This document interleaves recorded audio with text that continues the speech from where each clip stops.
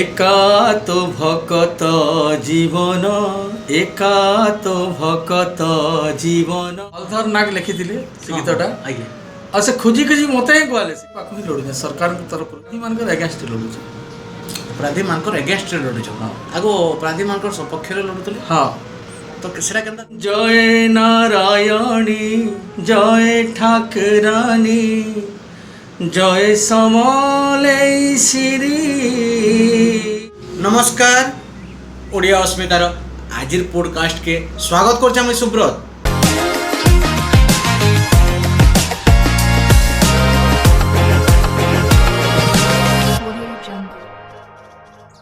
আজি আমার সঙ্গে জনে বহুমুখী প্রতিভা আছেন বিশিষ্ট কণ্ঠশিল্পী বরিষ্ঠ আইনজীবী বুদ্ধদেব বারিক। আজ্ঞা স্বাগত করমা তাঁকু কথা হেমা কলা সংস্কৃতি উপরে বরগଡ଼ ଜିଲ୍ଲାର ଆଇନ ଶୃଙ୍ଖଳା ପରିସ୍ଥିତି ଉପରେ।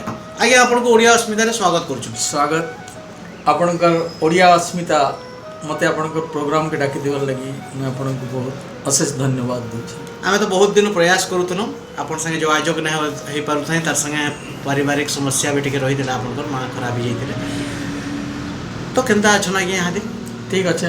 ଏବେ ଆମେ ଜାଣିଛୁ ଆମେ ଆପଣ ଅପରାଧୀମାନଙ୍କର ଆଇନ ଲଢ଼ସନ୍ ସରକାର ତରଫରୁ, ସରକାରୀ ଓକିଲ ଅଛନ୍, ତ ସେଟା କେତେ ଦୂର ଠିକ୍ ହେ? ମୁଁ ଏବେ ତ ଆସିଷ୍ଟାଣ୍ଟ ପବ୍ଲିକ ପ୍ରୋସିକ୍ୟୁଟର ଅଛି ଆଉ ଷ୍ଟେଟ୍ ପାଖକୁ ହିଁ ଲଢ଼ୁଛେ ସରକାରଙ୍କ ତରଫରୁ। ଆଜ୍ଞା ଅପରାଧୀମାନଙ୍କର ଏଗେନ୍ଷ୍ଟ ଲଢ଼ୁଛେ।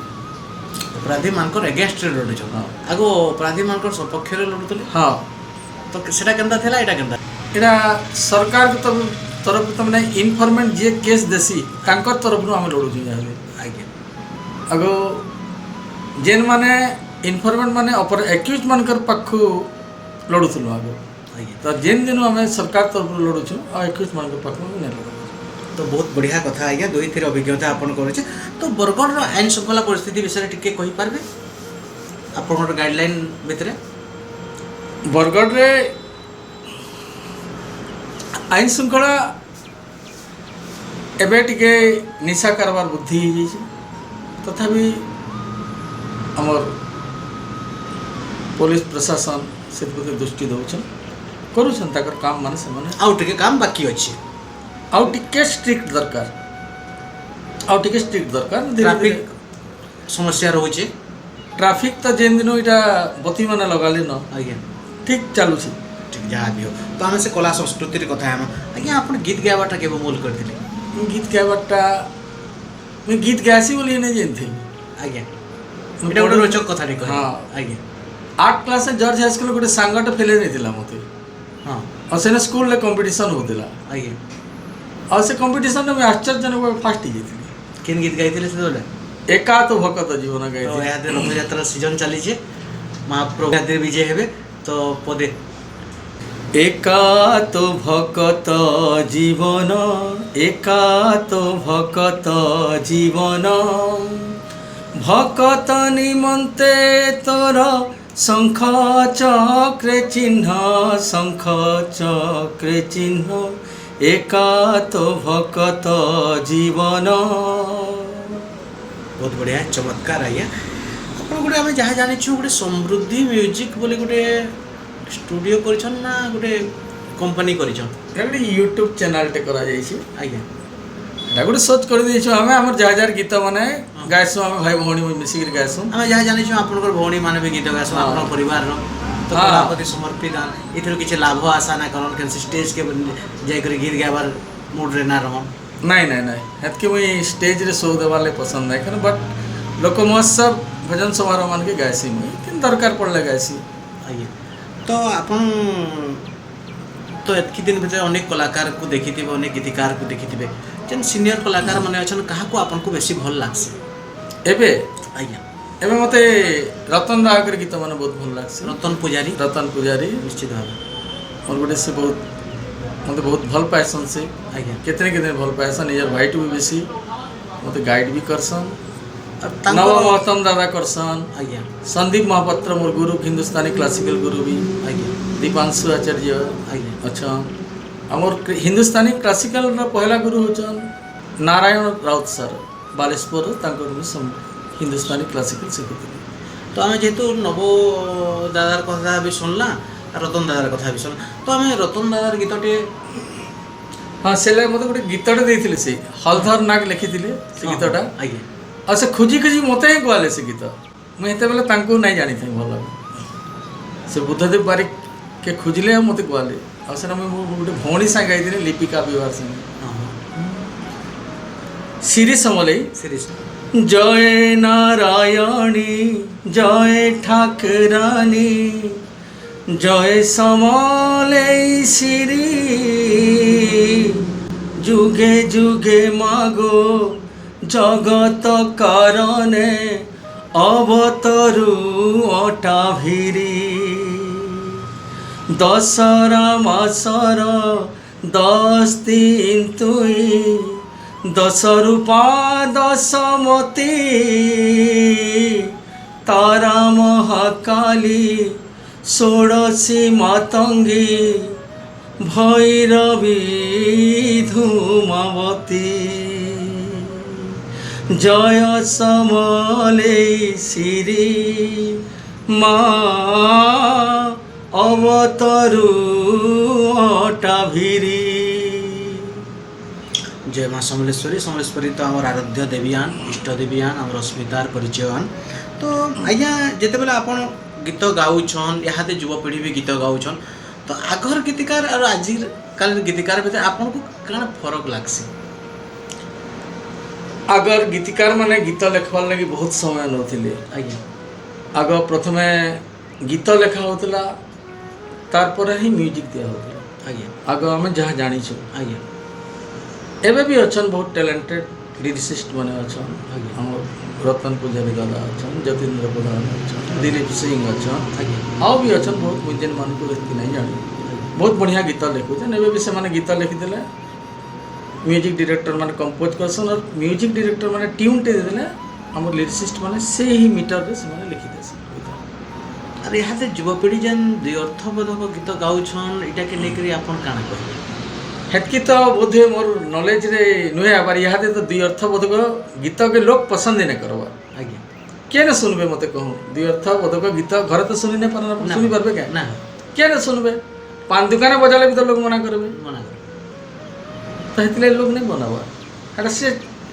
स्टेज मान के भी मना करबे के सुनबा काहर कर दुई अर्थबोधक गीत निश्चित भाव आपन जेहेतु ना सुनी सोशल मीडिया रे टिके सेटा किछि दिन भाइराल हेसी तार पर लुकी जासी जेंडा आपन कहउछन सार्वजनिक स्थान रे गाई ना पारन तो आज्ञा हमर सम्बलपुरी कला संस्कृति ऊपर आपन कर धारणा अरे इधर भविष्य कना हमर एबे संबलपुरी रो जेंटा आगो बाजुथिला ढोल निशान तासा रे हिग रहिथिला आजकल टिके टिके मॉडर्न आड़ के जोछि आज्ञा जेंटा कि एमपीसी बाजुछि आज्ञा निश्चित एमपीसी बाजुछि प्राय गीत मान के आपन देखुछ आज्ञा पेड़ बाजुछि आज्ञा किंतु जेन जिनिसटा ढोल निशान तासा मुहुरी जेन मजाटा थिला जेन मिठासटा थिला विरक्त ना लागे सेदी विरक्त नहीं लागु थे और और निजे से नाची मिठासटा याजिन इति नहीं आबा आउछि हो भाव ना आबा भाव नहीं लागो टिके नहीं तो से मानल रो स्वर दसरा मासरे जेन थिला से बाजुथिला गीत माने जाए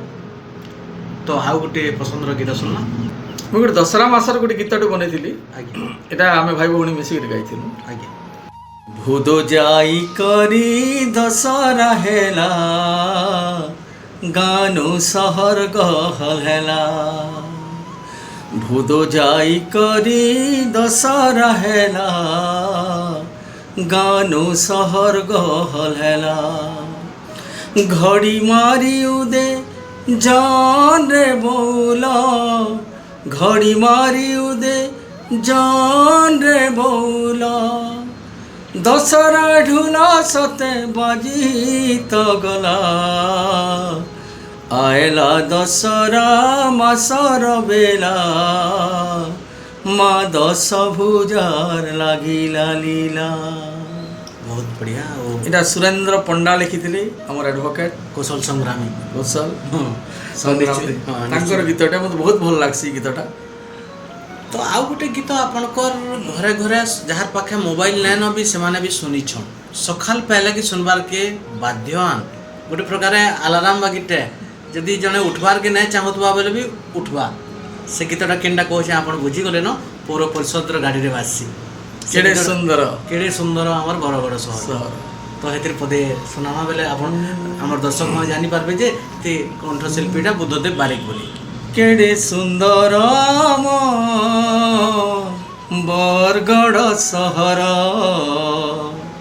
ओडिशा थी पड़ुछे ना केड़े सुंदर बरगड़ सहर ओडिशा थी पड़ुछे ना